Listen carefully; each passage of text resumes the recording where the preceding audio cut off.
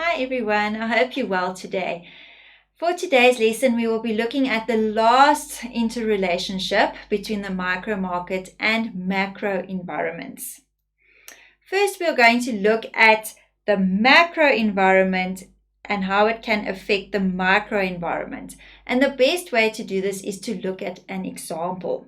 So, for example, the interest rate, which is part of the macro environment, remember we said the interest rate forms part of the economic environment, which is part of the macro environment, which is external to the business. So the interest rate could lead to an increase in production costs.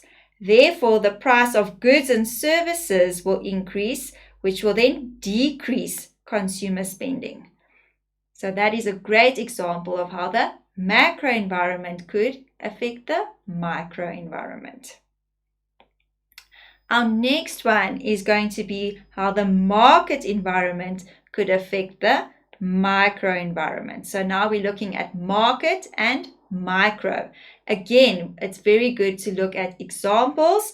So new competitors entering the market, which will be part of market environment, could force the business to decrease their prices.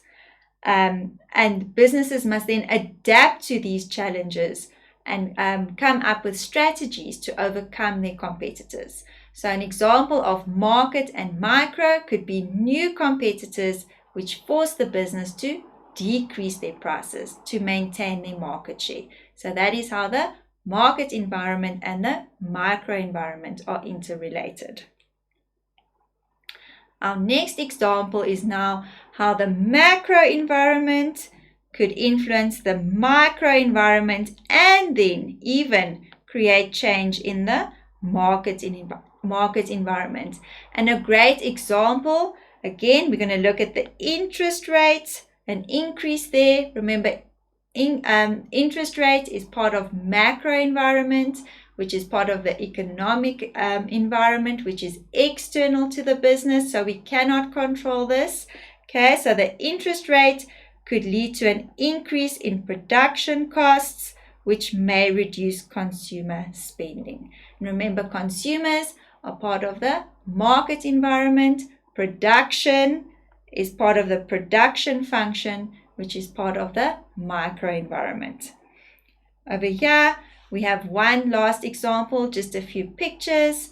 Again, like I've been explaining, the macro environment, an increase in the interest rate could lead to an increase in production costs, which could lead to a decrease in customer demand or consumer spending.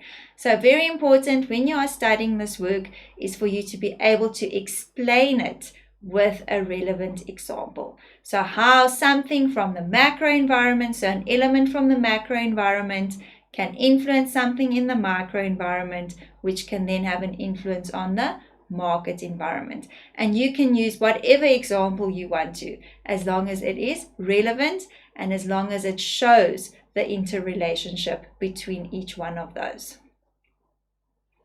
Hope you enjoy the rest of your day.